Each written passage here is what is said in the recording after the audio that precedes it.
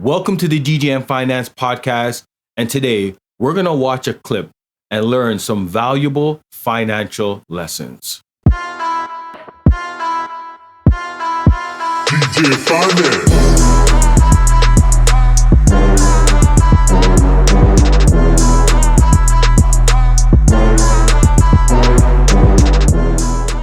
What's going on, everybody? My name's Kamal, aka Swiss the DJ, aka Mr. Morrison, and this show is all about documenting my journey on the road to financial freedom. In a previous episode, when I shared I was going down this road trying to become financially literate, I consumed and studied a lot of financial thought leaders in the space. One of them was David Bach. I shared one of his clips already on the podcast. Today, David makes a return appearance, as I believe with this clip, people can take something away from it, as I did years ago. He was on The Breakfast Club 6 years ago promoting his book, The Latte Factor. Here's a clip of Charlemagne the God asking him about one of the myths about money. I want to share with you guys and go over some of the lessons that I took from it. Ladies and gentlemen, David Bach. Now, you addressed one of the largest myths about money in the latte factor, and it takes money to make money. Why is that such a misconception? Because it takes money to make money. Because if you believe you've got to have a lot of money to start investing, you'll never start investing. You're defeated already. You're defeated already. It is a poor mental mindset. And so I'll go back to my grandmother. My grandmother was broke at 30 and didn't have a college education, lived in Milwaukee, Wisconsin, and had a job in retail at a place called Gimbel's Department Store. Gimbel's. My mom used to shop there. You remember Gimbel's? Mm-hmm. My grandmother sold wigs at Gimbel's. Wow. Okay, and my grandfather was a blue-collar worker. And at 30, my grandmother got pissed off about being broke and turned to my grandfather and said, we have to change this. Mm-hmm. And what they did, because they were broke, is my grandmother started making her lunch at home before she went to work, and she brown bagged her lunch before it was an eco-conscious thing to do. Right. And her friends teased her because they would go, Rose, come out to lunch with us. And she'd say, I'll come to lunch with you, but I'm going to bring my lunch. And they'd say, you can't bring your lunch to a restaurant while we're all eating. That's embarrassing. And she'd say, well, then I won't go eat with you. And they'd say, you're so cheap. And she'd say, I'm tired of being poor. Right. I want to. They'd say, well, you're going to have Social Security one day. You're going to have a pension plan. Why do you care? She's like, because I don't want to live in Milwaukee, Wisconsin for the rest of my life where it's freezing. I want to have money so someday I can afford to retire to California where it's warm. She didn't know how she was going to get there. She just knew she had to do something. And what she did was literally save 50 cents a week. And at the end of the year, she took that money down to a brokerage firm, started investing, didn't know what she was doing, and then lost all of it. And at 31, she was still broke. And, I asked my grandmother when I wrote Smart Women Finish Rich, what kept you going? Why didn't you give up? And she said, because I still had the same problem. I was broke still. She said, so I had to go out and learn how to be smarter with my money. She said, I was always getting my financial advice from my friends, and they were all poor. She said, don't get your financial advice from poor people. There you go. So she went out and started taking classes at adult schools on investing. She found somebody who was a millionaire that she knew, didn't know the person well, but knew the person enough to say, I know you're well off financially, and I'm trying to learn how to become wealthier. Would you teach me? She actually asked for a mentor. She asked for help. And she learned over her lifetime what to do. Wow. And, and then passed the lessons on to our family. And that one decision from my grandmother changed the destiny of our family.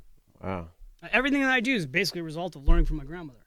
My entire family's been in the investment business now for 50 years. We're all financially secure.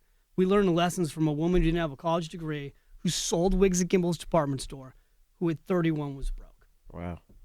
The first lesson I took from this clip is thinking you need to have a lot of money to start investing. This is so true. You'll always hear things like, oh, once I have money, I'll start. As stated in the clip, David's grandmother started taking her lunch to work and using that money she would have spent on lunch and started investing. People believe you need to have a lot of money to start investing. But in my opinion, I think it's a mix of outdated ideas, psychology, and lack of exposure. Investing is not expensive. Yes, I started with $1,000 8 years ago, and I know that could be a lot of money for some people.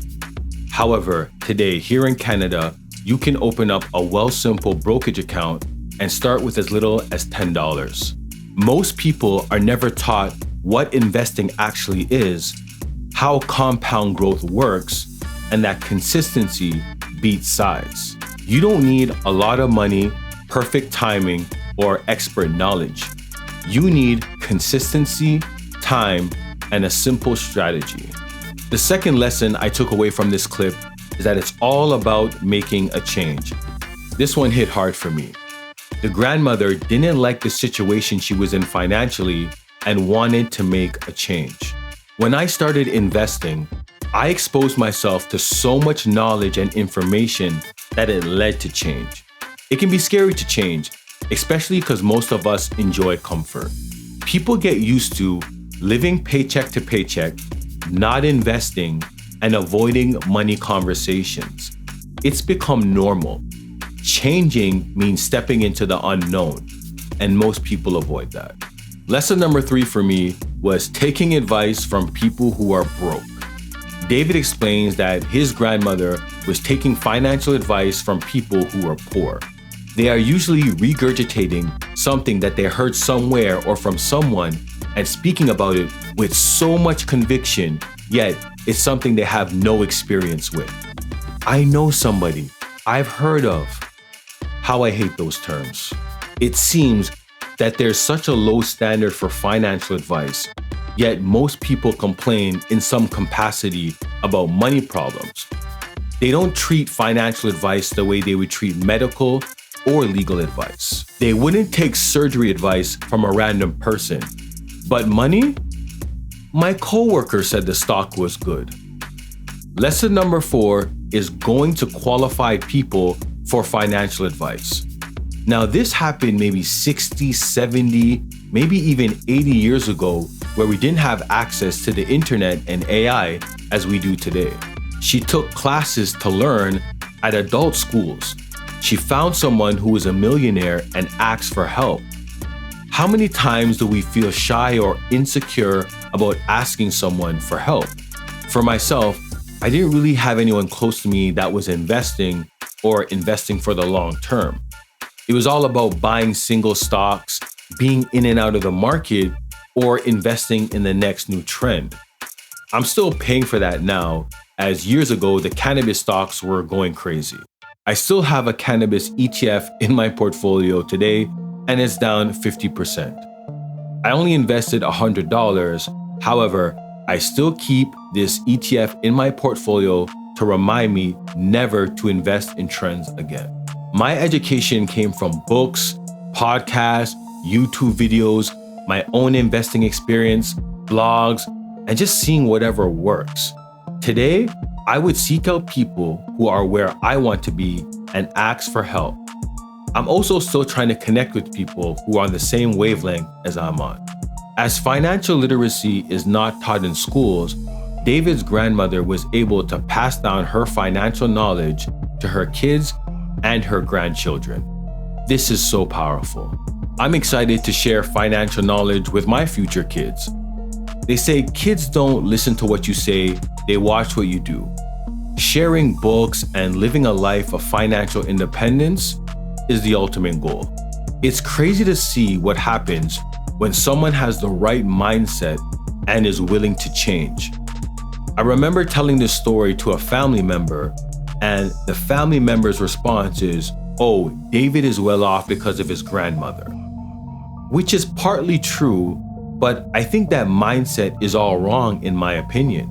They didn't say, wow, someone decided that they didn't like the situation that they were in, decided to make a change, achieved it, and share their knowledge with their family. I guess it goes to show you that everyone has a different mindset. If you guys enjoyed this episode, share it with someone who you think could take something or learn something from these lessons. I appreciate you guys for listening. I'll see you in the next episode.